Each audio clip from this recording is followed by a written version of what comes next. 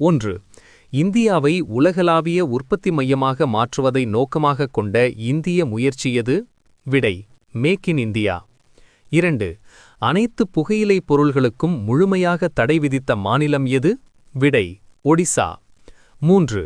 இந்தியாவும் ஐரோப்பிய ஒன்றியமும் எந்த ஆண்டு முதல் சுதந்திர வர்த்தக ஒப்பந்தம் பேச்சுவார்த்தை நடத்தி வருகின்றன? விடை: 2007. 4. இந்திய பசுபிக் பெருங்கடலில் அமைப்பில் இணைந்த நாடு எது? விடை: ஸ்பெயின். 5. ஆங்கன்வாடி பணியாளர்களுக்கான தேசிய சங்கம் எந்த ஆண்டில் உருவாக்கப்பட்டது? விடை: 1996.